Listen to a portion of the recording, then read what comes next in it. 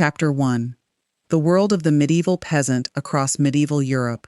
Roughly between the 10th and 15th centuries, the vast majority of ordinary people lived not in castles or cathedrals, but in small, humble villages, scattered across the countryside, their entire existence bound tightly to the rhythms of the agricultural year and the unforgiving demands of the seasons. These peasant communities typically consisted of several dozen families, their simple homes clustered together near fields they worked collectively under a system historians call the manorial system, land technically owned by a local lord but worked and lived upon by generations of peasant families who owed him labor, produce, and loyalty in return for protection and the right to remain on the land. Life for these medieval peasants followed an unrelenting annual cycle: spring planting, summer tending, autumn harvest, all building toward the year's most dangerous, most quietly feared season, the long, cold stretch of winter that could determine, quite literally, who among the village would survive to see spring again. Unlike modern winters softened by central heating, insulated homes, and year-round food availability, medieval winter represented a genuine, serious threat, one that entire families spent the preceding warmer months preparing for, with careful, urgent attention to detail that modern people rarely need to consider. A peasant household's survival through winter depended almost entirely on decisions made months earlier: how much grain had been successfully harvested and stored, how effectively meat had been preserved, how well firewood had been gathered, and how sturdily their simple home had been prepared against the coming cold. The medieval calendar itself reflected this deep anxiety about winter's approach. Harvest festivals and preparation deadlines marked carefully by the church calendar, providing communal structure and urgency to what was, fundamentally, a race against time before the year's harshest months arrived.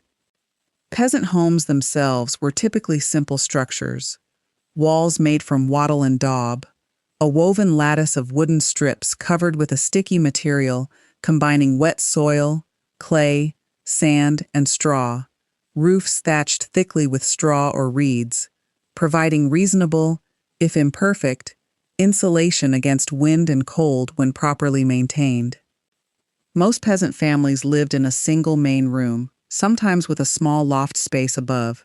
This single room serving simultaneously as kitchen, bedroom, workshop, and, during the coldest winter months, often shared living space with the family's most valuable animals, brought inside specifically for warmth and protection.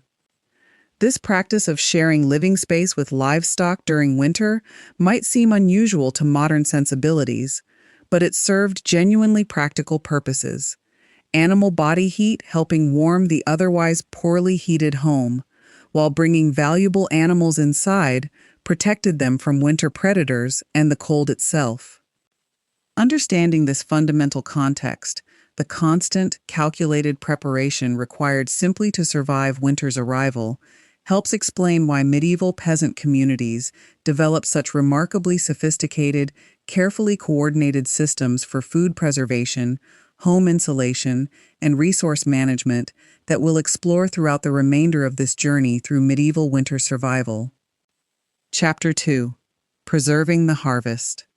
As autumn's harvest concluded, medieval peasant families faced their year's most critical task: transforming a limited, perishable harvest into food supplies capable of sustaining an entire family through 5 or 6 months of winter cold, when fresh food would become increasingly scarce or entirely unavailable. Grain, the absolute foundation of medieval peasant diet, required careful drying and storage to prevent rot and infestation, families constructing simple granaries or storage areas within their homes, sometimes raised slightly off the ground on stone supports to discourage rodents and reduce moisture damage.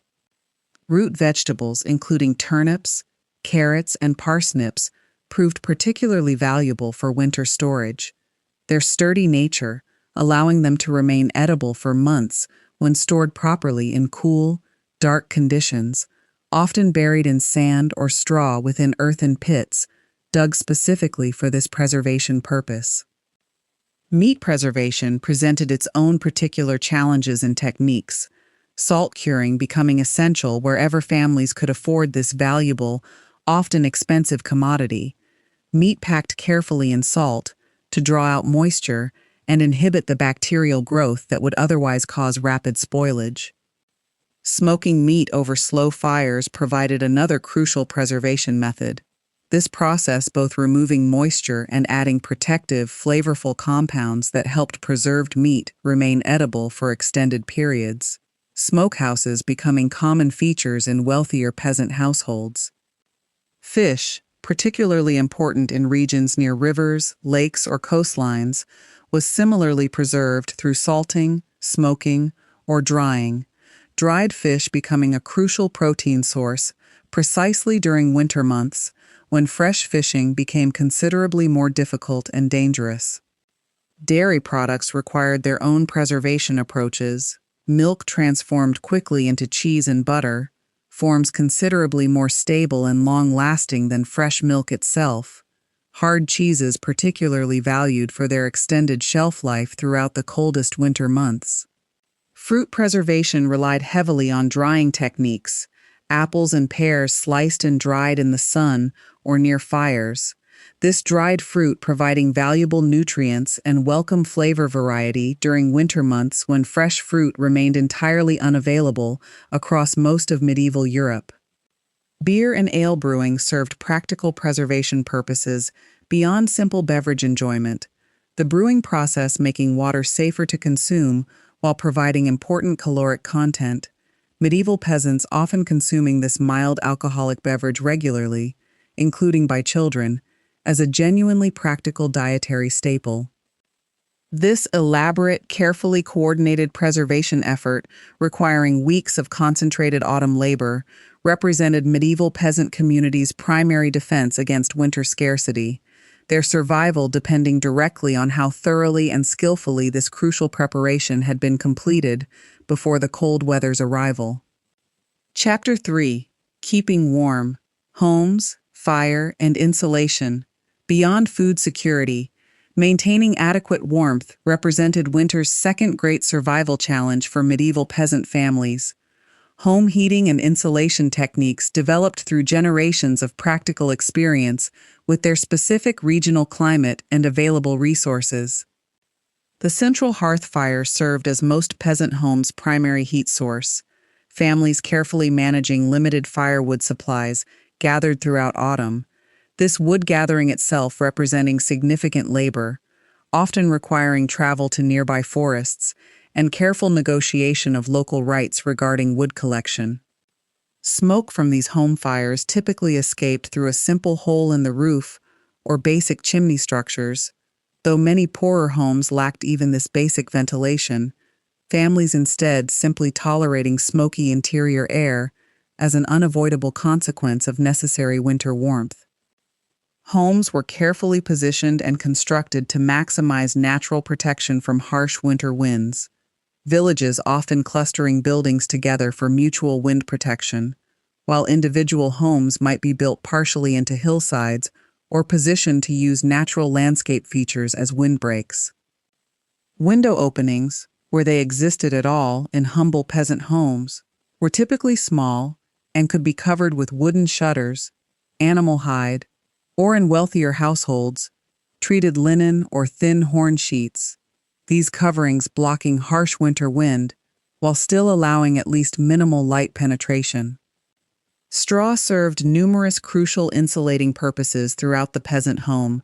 Thick straw thatching insulating roofs, straw mixed into floor coverings providing warmth underfoot, and straw sometimes packed into wall cavities or used as bedding material, its excellent insulating properties making it invaluable during cold months.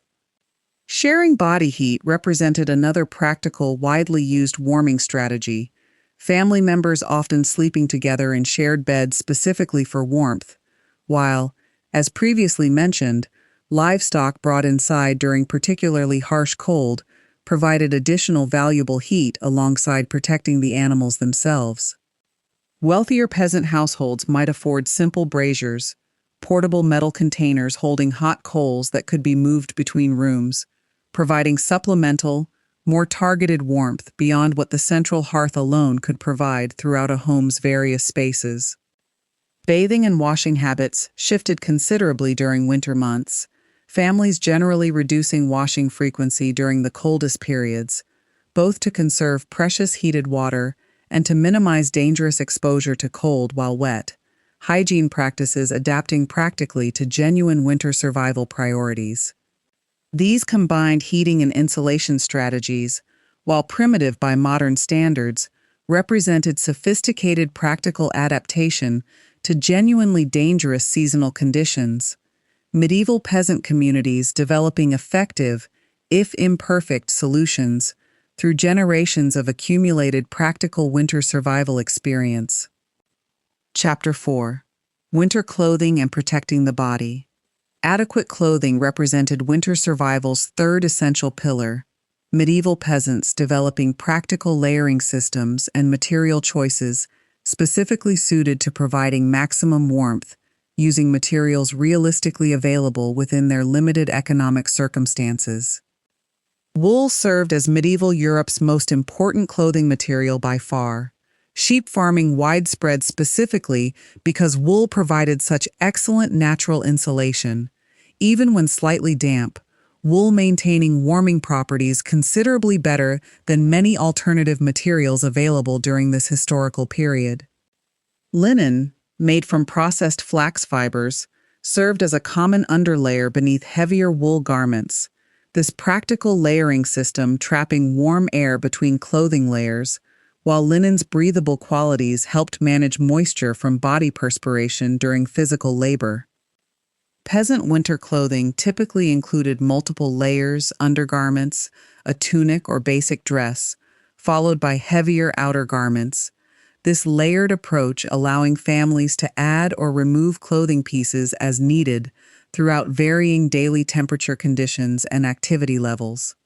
Cloaks and hooded garments provided crucial additional protection during outdoor winter activities. Thick wool cloaks sometimes lined with fur for wealthier peasants, offering essential protection against wind and precipitation during necessary outdoor tasks, like tending animals or gathering firewood. Footwear presented particular winter challenges. Leather shoes or boots providing basic protection, though many poorer peasants possessed only simple leather wrappings, or, in especially difficult circumstances, went without adequate footwear entirely, risking serious frostbite during harsh winter conditions. Hand protection through simple mittens or gloves helped prevent frostbite during outdoor winter labor, though these protective items sometimes had to be removed for tasks requiring fine manual dexterity, creating genuine risk during necessary outdoor winter work. Head coverings proved particularly important for heat retention, simple wool caps or hoods helping prevent significant heat loss through the head. This basic principle of heat conservation well understood through practical experience, even without formal scientific explanation. Clothing repair and maintenance became especially important during winter months, families carefully mending torn or worn garments rather than replacing them entirely, textile production representing significant labor investment that made clothing genuinely valuable, carefully maintained property.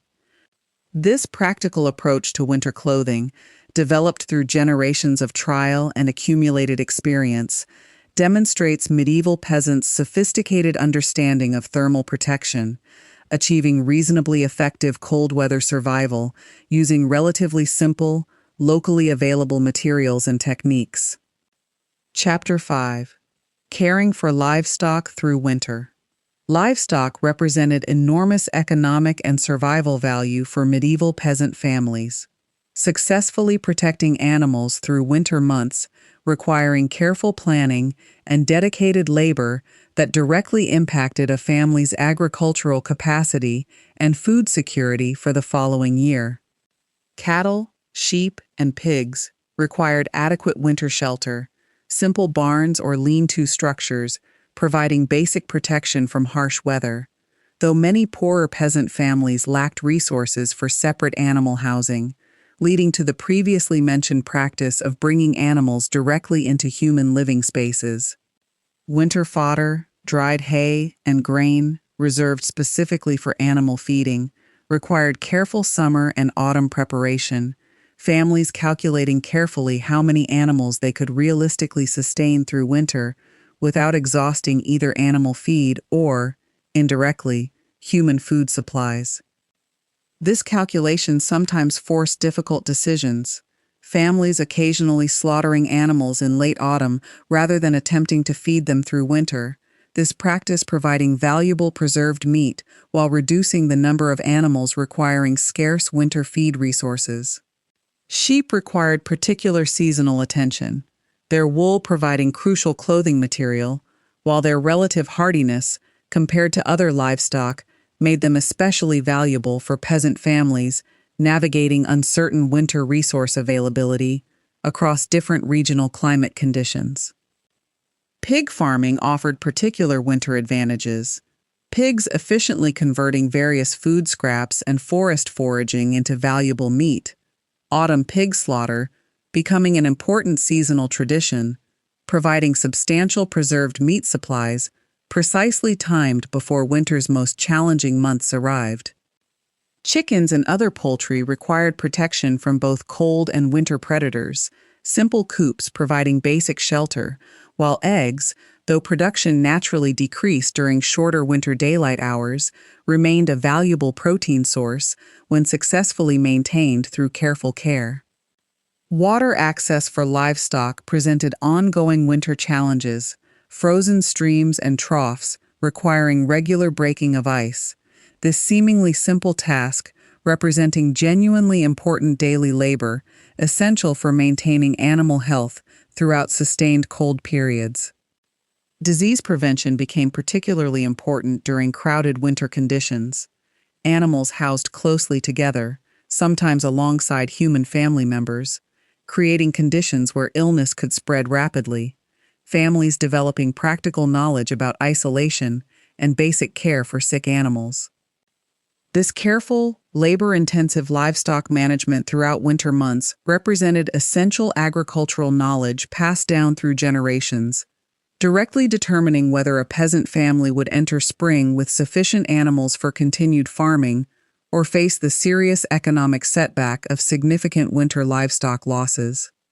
Chapter 6. Winter Diseases and Medical Understanding. Winter brought increased health risks for medieval peasant communities. Cold temperatures, crowded indoor living conditions, and seasonal nutritional limitations, all combining to create heightened vulnerability to various illnesses that medieval medical understanding could address only imperfectly. Respiratory illnesses became particularly common during winter months. Crowded, smoky indoor conditions, combined with cold outdoor air, creating conditions favorable for spreading coughs, colds, and more serious respiratory infections throughout tightly knit peasant households and broader village communities. Malnutrition-related health problems sometimes emerged toward winter's end. Families whose autumn food preservation had proven insufficient facing genuine nutritional deficiency by late winter, particularly vitamin deficiencies resulting from months without fresh fruits or vegetables in their seasonal diet. Medieval medical understanding, while lacking modern scientific knowledge about germs or nutrition, had developed considerable practical wisdom through accumulated generational experience, recognizing patterns between certain foods, environmental conditions, and health outcomes, even without fully understanding underlying biological mechanisms. Herbal remedies played significant roles in medieval peasant medical practice, families maintaining practical knowledge about locally available medicinal plants, various herbs and preparations believed effective for treating common winter ailments like coughs, fevers, and digestive complaints. Frostbite and hypothermia represented genuine, sometimes fatal winter dangers, particularly for outdoor laborers, travelers caught in sudden storms, or the elderly and very young who possessed reduced physical resilience against extreme cold exposure during unavoidable outdoor winter activities. Village healers, sometimes women with specialized herbal knowledge, provided important medical care beyond what family members alone could offer. This practical medical knowledge typically passed down through oral tradition and hands-on apprenticeship rather than formal medical education. Religious and spiritual practices intertwined closely with medieval medical understanding, prayer and religious observance often accompanying practical medical treatment.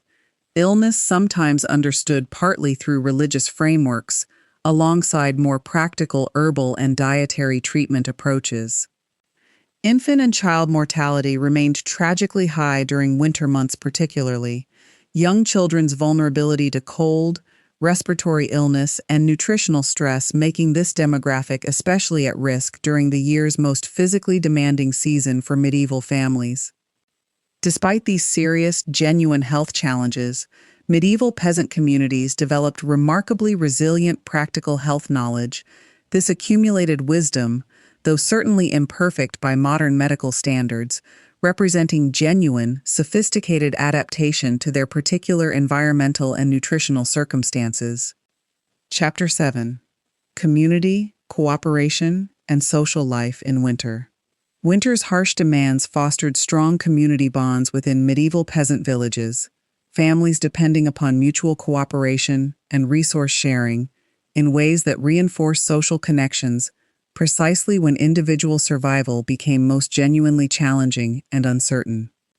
Shared community resources, including communal ovens, mills, and sometimes storage facilities, required cooperative management and scheduling, these shared systems representing practical necessity given limited individual family resources for constructing and maintaining such facilities independently. Winter also brought increased indoor social gathering, families and neighbors sharing evening time together for warmth, companionship, and practical activities like spinning wool or repairing tools, these gatherings serving both social and genuinely practical economic purposes simultaneously. Storytelling and oral tradition flourished particularly during long winter evenings, families and communities sharing folklore, religious stories, and practical knowledge through spoken narrative. This oral tradition serving as crucial method for preserving and transmitting cultural knowledge across generations. Religious observance provided important structure throughout winter months. Various feast days and religious celebrations offering welcome community gathering opportunities, breaking up winter's isolation while reinforcing shared cultural and spiritual identity within tight-knit peasant communities. Christmas and related winter celebrations held particular significance, providing important psychological relief during winter's darkest, most challenging period, communities gathering for shared feasting when possible, even amid otherwise careful resource conservation throughout the broader winter season. Mutual aid systems helped families facing particular hardship, communities sometimes sharing resources with families whose harvest or preparation had proven insufficient, this practical cooperation reflecting genuine communal survival strategy beyond simple individual family self-sufficiency. Marriage and courtship activities, interestingly, often concentrated during certain seasonal periods, agricultural labor demands and available resources influencing timing decisions around significant life events like marriage. These practical considerations intertwining with broader social and romantic customs. Local lords and manor administration also played significant roles during winter months, sometimes providing certain resources or protections in exchange for peasant labor and loyalty. This feudal relationship structure shaping broader community survival strategies throughout the challenging winter period. This rich community life, developed specifically around winter's genuine survival challenges, demonstrates how medieval peasant societies transformed seasonal hardship into opportunities for meaningful social connection, cultural preservation, and practical mutual support systems that strengthen broader community resilience. Chapter 8. Regional Variations Across Medieval Europe. Winter survival strategies varied considerably across medieval Europe's diverse geographic regions. Communities in northern territories facing dramatically different challenges and developing correspondingly different practical solutions compared to their counterparts in milder southern European climates. Scandinavian and northern European communities faced particularly harsh, extended winter conditions, developing specialized techniques including more elaborate home insulation, distinctive food preservation methods suited to extreme cold, and cultural practices specifically adapted to months of significantly reduced daylight hours. Southern European regions, while still experiencing genuine winter challenges, generally faced comparatively milder conditions, allowing somewhat different agricultural and preservation strategies, olive oil and wine production providing important resources less relevant to northern European peasant communities. Mountain communities throughout medieval Europe developed particularly specialized survival adaptations, isolated alpine villages, sometimes facing complete winter isolation from surrounding regions, requiring especially thorough autumn preparation, given limited possibility for outside assistance during severe winter weather. Coastal communities near rivers, lakes, or seas often incorporated fishing more heavily into winter food strategies, though ice conditions and dangerous winter weather made this resource considerably more limited and hazardous compared to warmer season fishing activities throughout most coastal regions. Eastern European communities frequently dealt with particularly severe continental winter conditions, extreme temperature variations requiring robust preparation strategies, while local resources and cultural traditions shaped distinctive regional approaches to food preservation and home construction throughout these territories. Available local materials significantly influenced regional building techniques, stone construction more common in certain rocky regions, while timber-framed and wattle and daub construction dominated areas with more abundant forest resources, these material differences creating genuinely distinct regional architectural winter adaptations.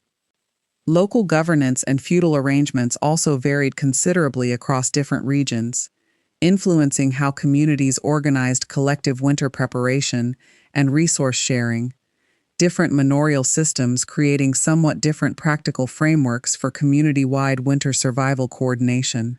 Trade networks, where they existed, allowed some communities limited access to resources unavailable locally, wealthy regions sometimes importing preserved foods or materials, though most ordinary peasant communities remained largely dependent on locally available resources for winter survival preparation.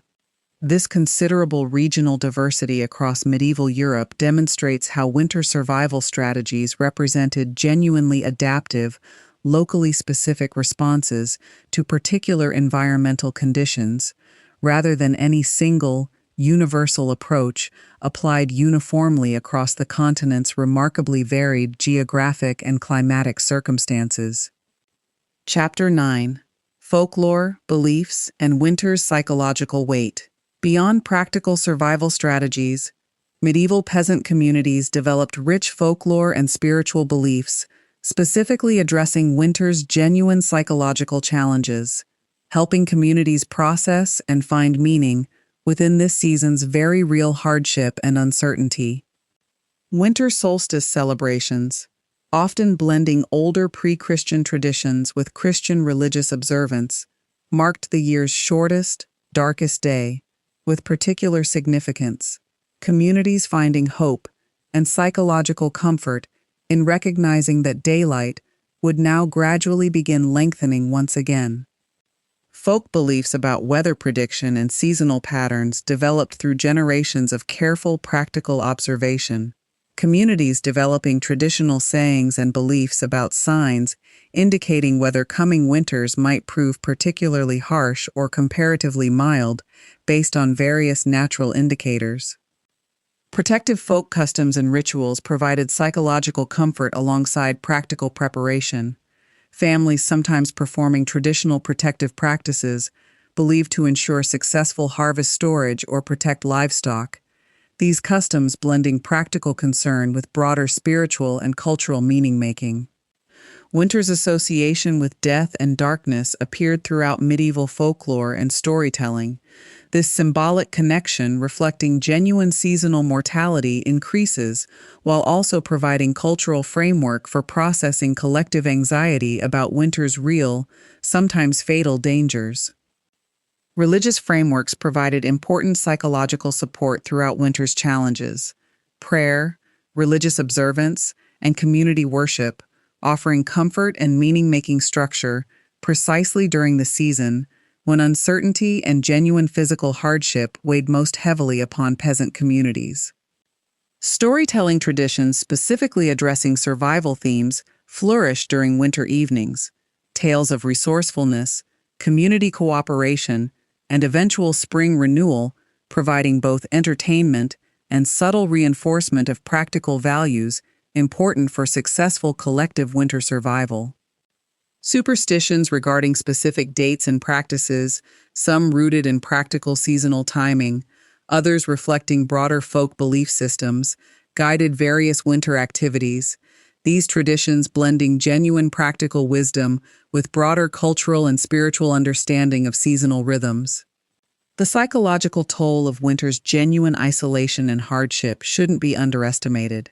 Extended periods of limited outdoor activity, reduced social contact with distant communities, and constant underlying anxiety about resource sufficiency creating genuine psychological burden alongside winter's physical challenges. Understanding these psychological and spiritual dimensions alongside purely practical survival strategies provides fuller appreciation for medieval peasant resilience, communities developing not merely physical survival techniques, but broader cultural and spiritual frameworks helping process winter's very real physical and emotional challenges. Chapter 10: Spring's Arrival and Winter's Lasting Lessons. Closing chapter. As winter finally began releasing its grip toward late February and March, medieval peasant communities experienced genuine, deeply felt relief, early signs of spring's approach, lengthening daylight, and gradually warming temperatures signaling that another difficult winter had been successfully survived. This transition period remained genuinely uncertain. However, sudden late winter storms or unexpected cold snaps, still capable of threatening communities whose winter reserves had grown dangerously thin after months of careful, gradual consumption throughout the preceding difficult season.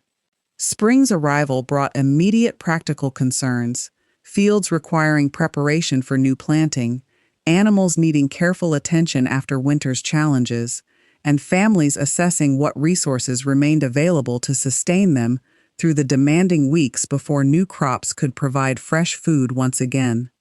The psychological relief accompanying winter's conclusion often found expression through community celebration, various spring festivals, and religious observances marking this important seasonal transition, communities gathering to celebrate collective survival and renewed hope for the agricultural year ahead. Looking back across this entire winter survival process, from careful autumn preparation through months of challenging cold weather management, we gain genuine appreciation for medieval peasant communities' remarkable practical knowledge, resilience, and sophisticated adaptation to their challenging environmental circumstances. These survival strategies, developed through countless generations of accumulated practical experience and passed down through careful oral and practical instruction, represent genuine human ingenuity, communities successfully navigating serious environmental challenges using relatively simple, locally available resources and technologies. Modern historians continue studying these medieval winter survival techniques, archaeological evidence and historical records providing increasingly detailed understanding of exactly how ordinary medieval families managed to successfully navigate winter's genuine, sometimes life-threatening challenges across so many generations. Perhaps most significantly, this exploration of medieval winter survival reminds us that ordinary people throughout history have consistently demonstrated remarkable resourcefulness and resilience when facing genuine environmental hardship. developing sophisticated practical solutions through careful observation, community cooperation, and accumulated generational wisdom.